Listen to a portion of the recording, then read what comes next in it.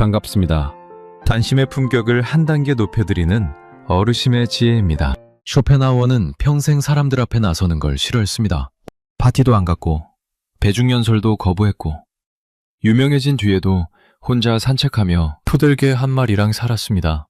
사교성이 없다, 냉정하다, 세상을 싫어하는 사람이라며 사람들은 그를 괴짜라 불렀습니다. 그런 쇼펜하우어가 남긴 한마디가 있습니다.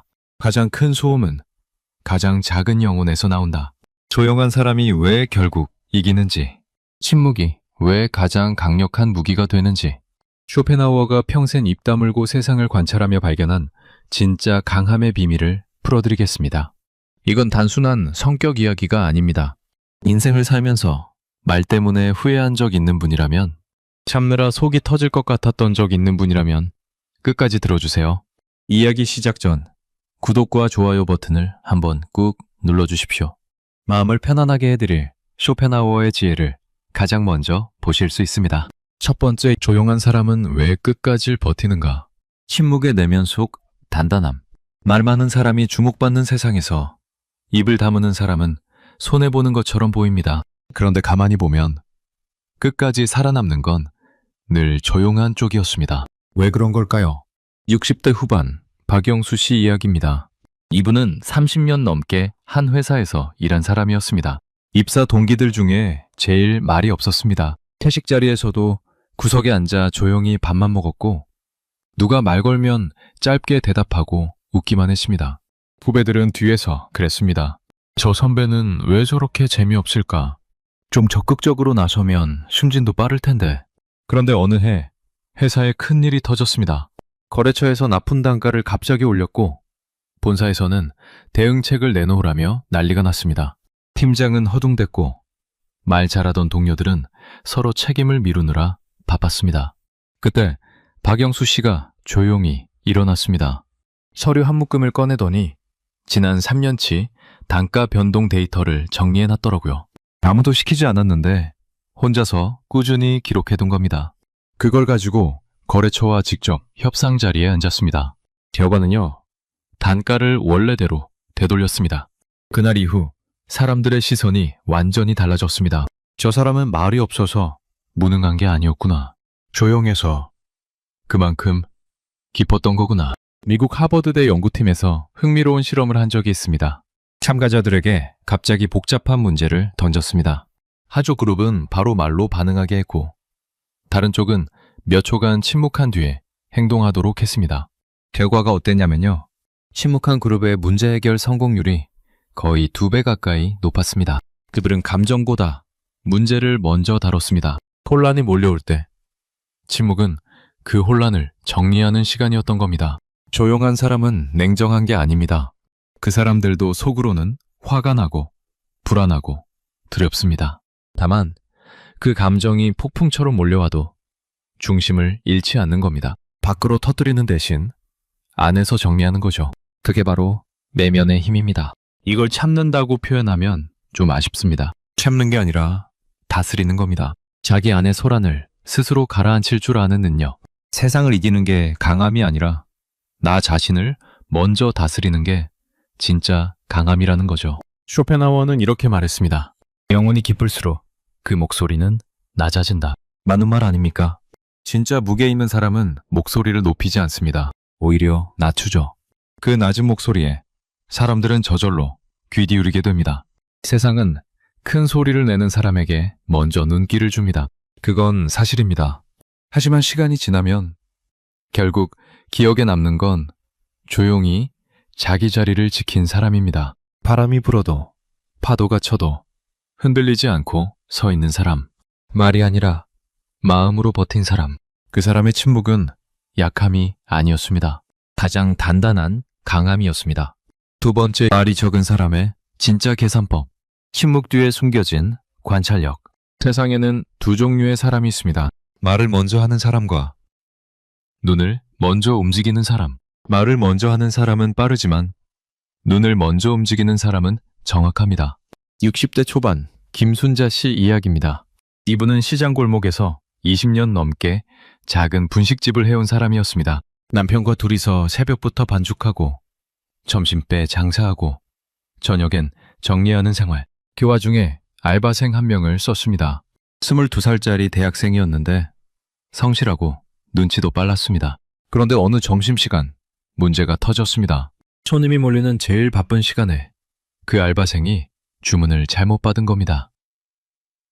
떡볶이 5그릇을 시킨 단체 손님한테 3그릇만 나갔고 나머지 2그릇은 다른 테이블로 갔습니다.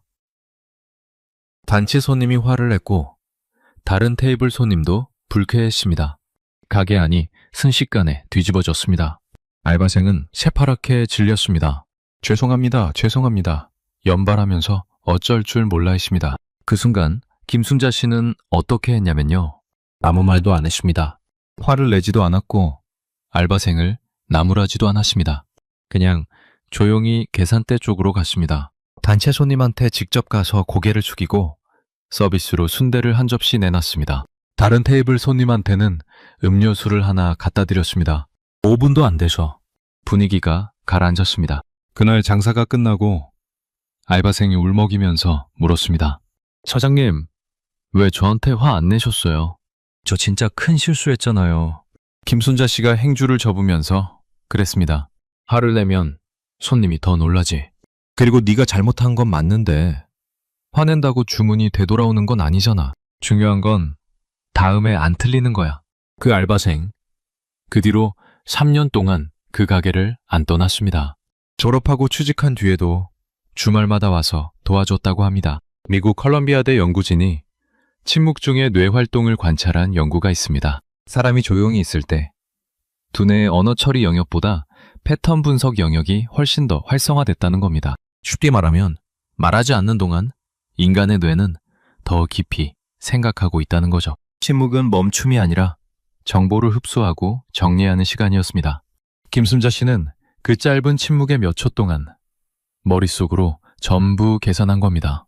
여기서 화를 내면 어떻게 되는지, 손님한테 먼저 가면 어떻게 되는지, 알바생한테 나중에 말하면 어떤 효과가 있는지. 말을 적게 한다는 건 단순히 내성적이어서가 아닙니다. 그 사람들은 계산하고 있는 겁니다. 이 한마디를 했을 때 상대의 반응이 어떨지, 이 침묵이 지금 상황에서 더 나은 결과를 만들 수 있는지. 조용한 사람의 힘은 소리가 아니라 결과에서 드러납니다. 말로 설득하는 게 아니라 행동으로 증명하는 겁니다. 쇼펜하우어는 이렇게 경고했습니다. 어리석은 자는 말하려 하고 현명한 자는 본다. 화가 치밀 때, 억울할 때, 상대가 막 나올 때, 그 순간 말을 쏟아내면 시원할지 모릅니다. 하지만 그 시원함은 3초면 끝나고 뒤에 남는 건 후회뿐이거든요. 반대로 그 3초를 참고 상황을 지켜본 사람은요, 끝나고 나서도 후회할 게 없습니다. 오히려 자기가 원하는 결과를 손에 쥐고 있습니다. 남들이 떠들 때 듣는 사람은 결국 길을 찾습니다. 말보다 마음이 깊은 사람은 언제나 마지막에 웃게 되어 있습니다. 그 웃음이 바로 지혜의 표정입니다. 세 번째 이야기, 조용한 사람의 사랑법. 갈등을 피하는 게 아니라 평화를 고르는 선택. 사랑한다고 꼭 말로 해야 하는 걸까요? 세상에서 가장 깊은 사랑은 소리를 내지 않는 쪽에 있을지도 모릅니다. 70대 초반 이정우 씨와 60대 후반 최명자 씨의 부부 이야기입니다. 이 두 분은 40년 넘게 같이 산 부부였습니다. 이정우 씨는 원래 말이 적은 사람이었습니다. 결혼할 때부터 그랬습니다. 좋다는 말도 잘 안 하고 미안하다는 말은 더더욱 안 했습니다. 최명자 씨는 정반대였습니다.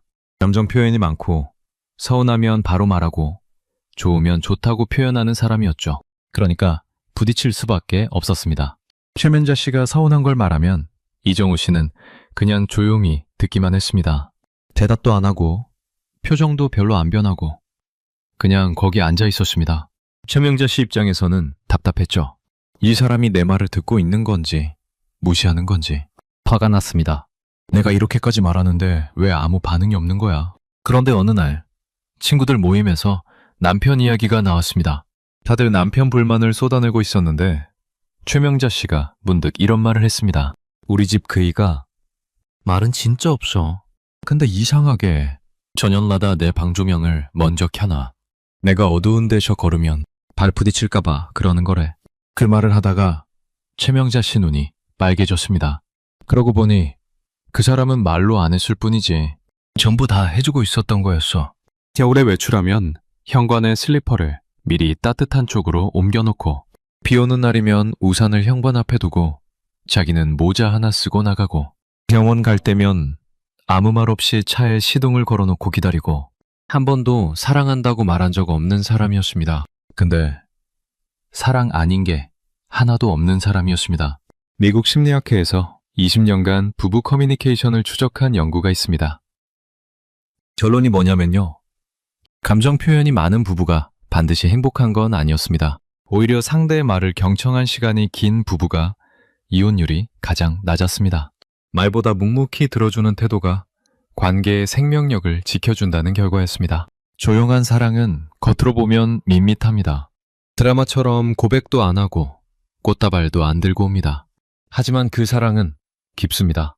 불필요한 싸움을 피하는 게 아니라 상대의 평화를 먼저 고려하는 배려가 거기 들어있거든요.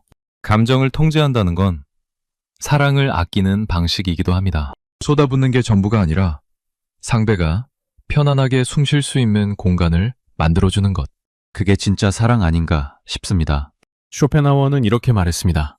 사랑은 소리를 내지 않는다.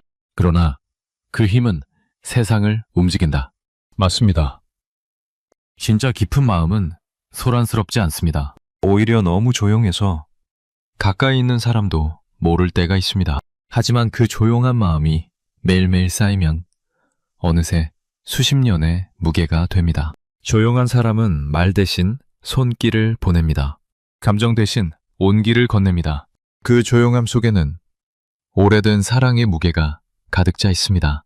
네 번째, 침묵에도 기술이 있다. 감정의 파도 속에서 중심 잡는 법. 침묵이 그냥 입 다물고 있는 거라고 생각하면 큰 오산입니다. 진짜 침묵은 감정이 폭발하기 직전에 멈출 줄 아는 기술입니다. 60대 중반 정민우 씨 이야기입니다. 이분에게는 30살 된 딸이 하나 있었습니다. 딸은 어릴 때부터 아버지를 무서워했습니다. 정민우 씨가 무섭게 군 건 아니었는데 말이 워낙 없으니까 딸 입장에선 뭘 생각하는지 모르겠고 그게 오히려 벽처럼 느껴졌던 겁니다. 어느 날 딸이 회사에서 큰 스트레스를 받고 집에 왔습니다. 현관문을 쾅 닫더니 방에 들어가서 문을 잠그고 나오질 않았습니다. 안에서 우는 소리가 들렸습니다. 어머니가 문 앞에서 불렀습니다. 야, 뭐가 그렇게 속상해? 나와서 밥 먹어. 딸은 대답 안 했습니다. 어머니가 3번, 4번 불렀지만 반응이 없었습니다. 정민우 씨는 그동안 거실에 앉아 있었습니다. 아무 말도 안 했습니다. 그냥 앉아서 뉴스를 보는 척 했지만 사실 텔레비전 소리가 귀에 들어올 리 없었겠죠. 한참 뒤 밤 11시쯤 정민우 씨가 부엌에서 뭔가를 했습니다. 식빵에 딸기잼을 바르고 따뜻한 우유를 데웠습니다. 그걸 쟁반에 올려서 딸 방문 앞에 놓았습니다. 쟁반 옆에 메모지가 하나 있었습니다. 아빠가 미안하다. 잘 몰라서 그래. 일단 이것만 먹어. 문을 두드리지도 않았습니다. 그냥 놓고 자기 방으로 들어갔습니다. 새벽에 딸이 방문을 열었습니다. 쟁반은 비어 있었고 메모지 뒷면에 딸이 이렇게 써놨습니다. 아빠, 고마워. 그리고 미안해. 그 딸이 나중에 이런 말을 했습니다. 아빠가 문을 두드렸으면 오히려 더 화가 났을 거예요. 그때 저는 아무 소리도 듣고 싶지 않았거든요. 근데 아빠가 아무 말 없이 빵이랑 우유만 놓고 간 거. 그게 제 인생에서 제일 따뜻했던 말이었어요. 미국 예일대에서 감정조절 실험을 한 적이 있습니다. 갑작스러운 상황에 즉각 반응한 그룹과 잠시 감정의 멈춤을 가진 뒤에 반응한 그룹을 비교했습니다. 결과가 어땠냐면요. 멈춤을 가진 그룹이 분노 회복 속도가 3배 빨랐습니다. 그리고 사후 후에도 현저히 적었습니다. 침묵은 감정을 누르는 게 아니었습니다. 정리하는 과정이었습니다. 정민우 씨는 본능적으로 그걸 한 겁니다. 딸이 울고 있을 때 달려가서 위로하고 싶었을 겁니다. 하지만 그 순간 문을 두드리면 딸의 감정이 더 자극된다는 걸 알았던 거죠. 그래서 멈췄습니다. 그리고 시간이 좀 지난 뒤에 말 대신 행동으로 마음을 전했습니다. 이게 바로 침묵의 기술입니다. 감정이 폭발하기 전 잠시 멈출 줄 아는 능력. 그 짧은 멈춤 하나가 관계를 살리기도 하고 인생을 구하기도 합니다. 쇼펜하우어는 이렇게 말했습니다. 평정은 모든 위대함의 근원이다. 감정은 바다와 같습니다. 큰 파도도 결국 잔잔함으로 돌아갑니다. 중요한 건 그 파도가 치는 순간에 배를 뒤집지 않는 것입니다. 파도를 견디는 힘. 그것이 침묵의 기술입니다. 그리고 그 기술을 가진 사람이 결국 항구에 무사히 도착하는 사람입니다. 여기까지 들으셨으면 이렇게 생각하실 수도 있습니다. 그래, 침묵은 좋은 거지. 조용한 게 강한 거지. 그런데요, 지금부터가 진짜 중요합니다. 모든 침묵이 빛나는 건 아닙니다. 어떤 침묵은 사람을 살리지만 어떤 침묵은 사람을 죽입니다. 같은 침묵인데 방향이 다르면 완전히 다른 결과를 가져옵니다. 이 뒷부분을 안 들으시면요, 침묵이라는 무기를 반만 이해하고 끝나는 겁니다. 칼의 손잡이만 잡고 칼날을 모르는 것과 같습니다. 지금부터 나오는 이야기는 조용한 사람이라면 반드시 알아야 하는 겁니다. 침묵의 그림자, 그 어두운 면을 함께 보겠습니다. 5번째, 말없이 상처 주는 사람들. 침묵이 공격이 될 때 침묵이 항상 지혜로운 건 아닙니다. 때로는 말을 안 하는 것 자체가 가장 잔인한 폭력이 되기도 합니다. 60대 초반 한정숙 씨 이야기입니다. 한정숙 씨는 동네 합창단에서 10년 넘게 활동한 사람이었습니다. 노래를 좋아하기도 했지만 그보다 그 모임에서 만나는 사람들이 좋았습니다. 매주 화요일마다 만나서 연습하고 끝나면 같이 차 마시면서 수다 떠는 그 시간이 일주일의 낙이었습니다. 그런데 어느 날부터 분위기가 이상해졌습니다. 합창단 총무 역할을 맡고 있던 오영희 씨가 한정숙 씨를 대하는 태도가 달라진 겁니다. 전에는 연습 끝나면 같이 차 마시자고 불렀는데 어느 순간부터 안 불렀습니다. 단체 대화방에서 한정숙 씨가 말을 걸어도 읽고 답을 안 했습니다. 연습 중에 옆자리에 앉으면 슬쩍 다른 쪽으로 옮겨 앉았습니다. 내놓고 뭐라 한 건 아닙니다. 욕을 한 것도 아니고 싸운 것도 아닙니다. 그냥 없는 사람 취급을 한 겁니다. 한정숙 씨는 처음에 뭐가 잘못됐는지 몰랐습니다. 내가 뭘 잘못했나 곰곰이 생각했는데 아무리 돌아봐도 기억나는 게 없었습니다. 용기를 내서 물어봤습니다. 영희 씨, 나 뭐 잘못한 거 있어요? 오영희 씨가 뭐라 했냐면요. 아니요, 별일 아니에요. 그러고 돌아서 버렸습니다. 그 한마디가 제일 무서운 겁니다. 별일 아니라면서 행동은 완전히 벽을 친 거니까요. 한정숙 씨는 그 뒤로 합창단에 나가는 게 두려워졌습니다. 나갔다가 또 무시당하면 어쩌나. 내가 거기 앉으면 사람들이 불편해하면 어쩌나. 결국 석 달 뒤에 합창단을 그만뒀습니다. 10년을 다닌 모임을 아무 말도 못하고 나온 겁니다. 나중에 다른 단원한테 들은 이야기로는 오영희 씨가 한정숙 씨한테 서운했던 게 있었다고 합니다. 공연 준비할 때 한정숙 씨가 본인 파트만 신경 쓰고 총무 일을 안 도와줬다는 거였습니다. 한정숙 씨는 총무 일이 힘든 줄 몰랐던 겁니다. 도와달라는 말도 들은 적이 없었고 본인 파트 연습에 집중한 것 뿐이었습니다. 선의로 한 행동이 상대에게는 무관심으로 읽힌 겁니다. 오영희 씨도 나쁜 사람은 아니었습니다. 속상했던 거죠. 자기 혼자 고생하는데 아무도 알아주지 않는다는 느낌. 그래서 직접 말하는 대신 침묵으로 벌을 준 겁니다. 본인도 그게 벌이라고 생각 안 했을 수 있습니다. 그냥 거리를 두는 거라고, 자기 감정을 보호하는 거라고 여겼을 수도 있습니다. 하지만 결과는 달랐습니다. 그 침묵이 한 사람의 일상을 무너뜨린 겁니다. 미국 심리학회에서 무시의 심리적 영향을 연구한 적이 있습니다. 단 3일간의 무시만으로도 참가자의 80%가 자존감 저하와 소속감 상실을 느꼈다는 결과가 나왔습니다. 말 없는 거절은 사람의 마음을 소리 없이 무너뜨렸습니다. 침묵은 언제나 성숙한 태도가 아닙니다. 감정을 조절하려는 선택이라면 그 침묵은 힘이 됩니다. 하지만 상대를 길들이거나 벌을 주거나 존재를 지우려는 침묵이라면 그건 독입니다. 쇼펜하우어는 이렇게 경고했습니다. 무관심은 가장 정교한 폭력이다. 우리는 침묵으로도 상처를 줄 수 있습니다. 내가 아무 말 안 했는데 상대가 움츠러든다면, 내가 조용히 있었을 뿐인데 상대가 자기 잘못을 찾기 시작한다면 그 침묵은 이미 공격이 된 겁니다. 하지만 동시에 침묵으로 상처를 치유할 수도 있습니다. 방향이 다른 겁니다. 같은 칼이라도 수술칼은 사람을 살리고 흉기는 사람을 다치게 하니까요. 오늘부터는 우리의 침묵이 누군가에게 벽이 아니라 평화이길 바랍니다. 6번째, 모든 걸 참는 사람의 위험 신호. 억눌린 감정은 결국 폭발한다. 참는 게 미덕이라는 말, 우리 모두 듣고 자랐습니다.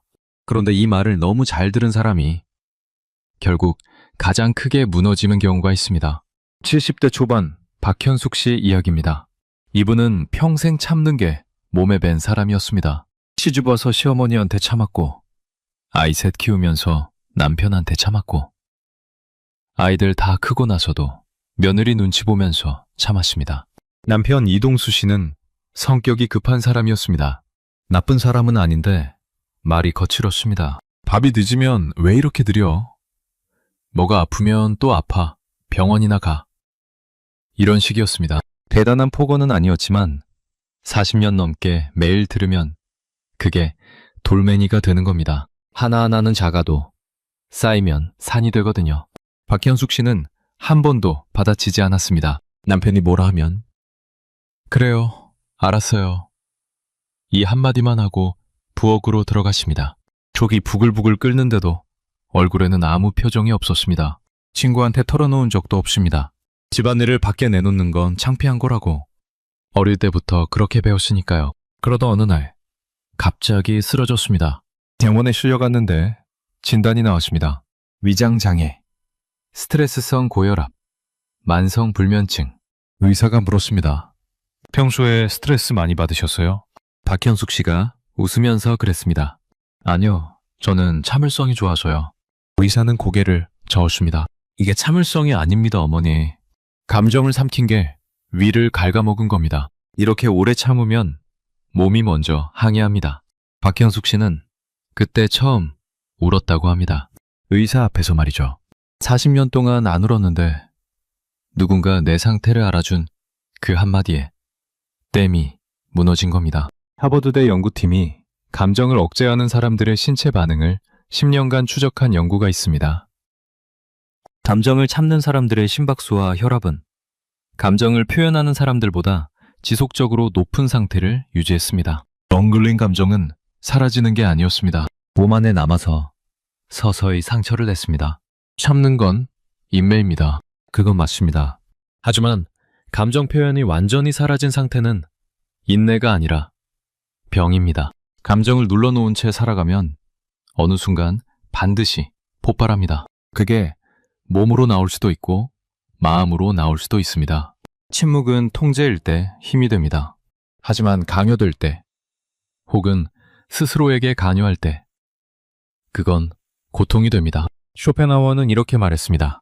자신을 파괴하는 가장 확실한 방법은 영혼의 목소리를 무시하는 것이다. 맞는 말입니다. 내 마음이 아프다고 소리치는데 그 소리를 계속 덮어두면 결국 마음이 먼저 쓰러집니다. 그러니까요.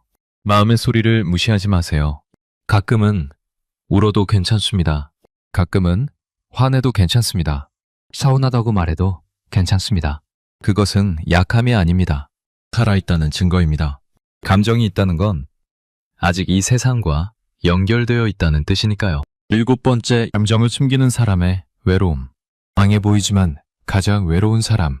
겉으로 아무렇지 않아 보이는 사람이 사실은 속으로 가장 많이 울고 있습니다. 강한 척하는 사람일수록 외로움의 무게는 더 무겁습니다. 70대 중반 최동수 씨 이야기입니다. 이분은 6년 전에 아내를 잃었습니다.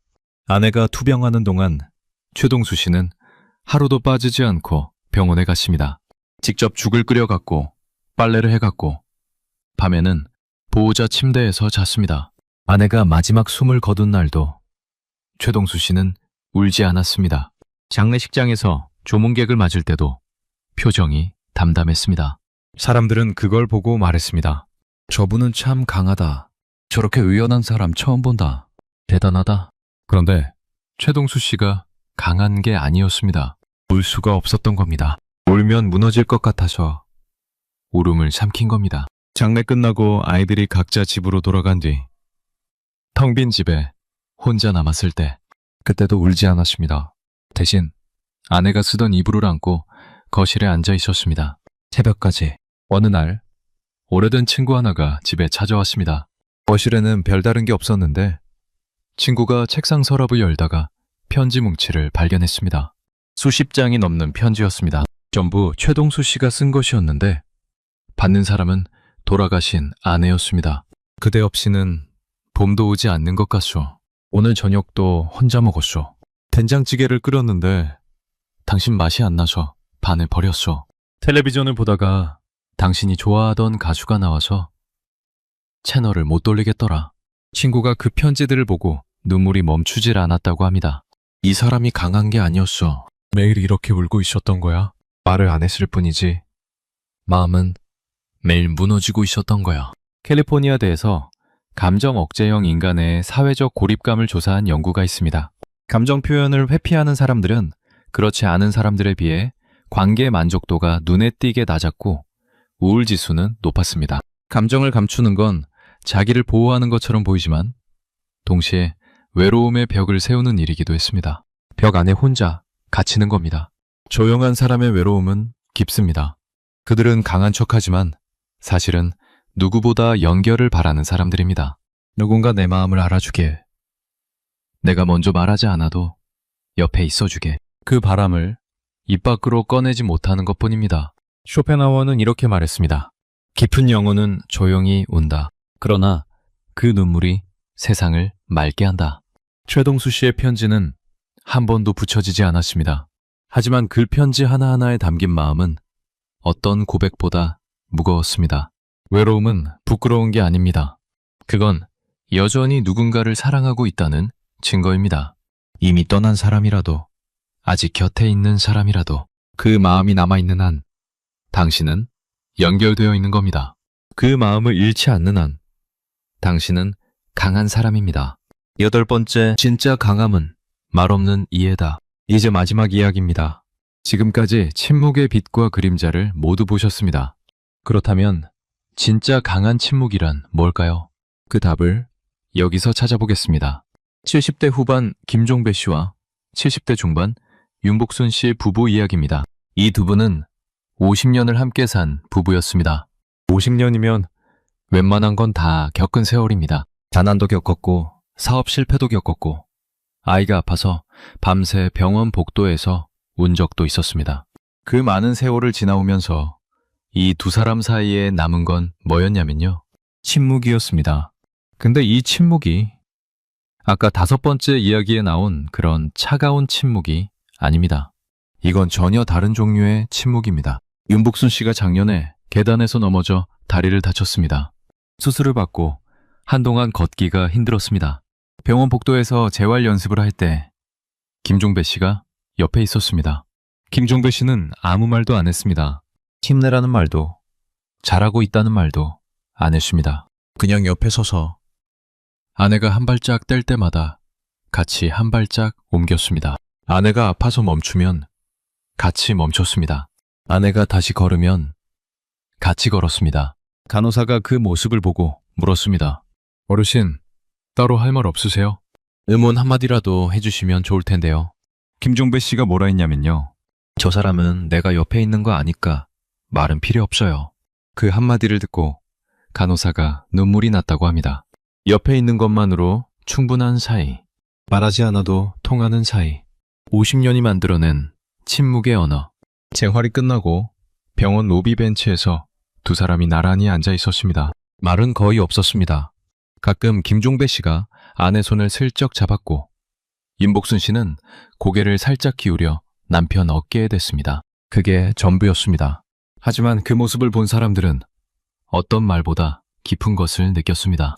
스탠퍼드대에서 비언어적 교감을 연구한 자료가 있습니다. 오래 함께한 사람들은 단어보다 눈빛이나 손동작으로 더 깊은 공감 반응을 보였습니다. 말보다 연결이 앞서는 순간 관계는 언어의 한계를 넘어선다는 결론이었습니다. 진짜 강한 사람은 상대를 바꾸려 하지 않습니다. 왜 그러냐? 왜 이렇게 못하냐? 이런 말을 하지 않습니다. 그저 이해하려 노력합니다. 상대가 아플 때 옆에 있어줍니다. 상대가 화날 때 피하지 않고 기다려줍니다. 상대가 울 때 같이 울어줍니다. 침묵 속에는 통제뿐 아니라 용서와 수용이 있습니다. 내가 옳고 네가 틀렸다는 판단을 내려놓는 것. 네가 어떻든 나는 여기 있겠다는 결심. 그것이 침묵의 가장 높은 단계입니다. 쇼펜하우어는 마지막으로 이렇게 말했습니다. 모든 위대한 정신은 침묵 속에서 완성된다. 말이 줄어드는 나이가 있습니다. 재산이 느려지는 시기가 있습니다. 젊었을 때는 말이 많았습니다. 할 말도 많았고 하고 싶은 말도 많았습니다. 하지만 나이가 들면서 정말 해야 할 말만 남는 순간이 옵니다. 그때 남는 건 뭘까요? 이해하는 마음 하나뿐입니다. 상대를 바꾸려는 욕심도 내려놓고 내가 옳다는 집착도 내려놓고 그냥 이 사람이 이 사람인 채로 괜찮다는 마음. 조용한 사람의 미소에는 세월의 온기가 담겨 있습니다. 그 미소를 본 적 있으시죠? 말은 없는데 보기만 해도 마음이 놓이는 그 표정. 그 미소가 삶을 지탱하는 마지막 힘입니다. 오늘 이 이야기를 끝까지 들으신 분이라면 분명 이런 분일 겁니다. 말보다 마음이 깊은 분, 소리보다 행동이 먼저인 분, 참아왔고 견뎌왔고 그래서 지금 여기까지 온 분. 그 침묵이 약한 게 아니었습니다. 그 참음이 패배가 아니었습니다. 그것이 진짜 강함이었습니다. 쇼펜하우어가 평생 세상 뒤편에 서서 인간을 관찰하고 결국 이 한마디를 남겼습니다. 조용한 물이 깊다. 맞습니다. 조용한 당신이 깊은 겁니다. 그리고 그 깊이가 당신의 품격입니다. 지금까지 함께 해주셔서 감사드리고 구독과 좋아요도 눌러주시면 어르신의 지혜에서 마음의 위로가 되는 편안한 이야기를 계속 전해드리겠습니다.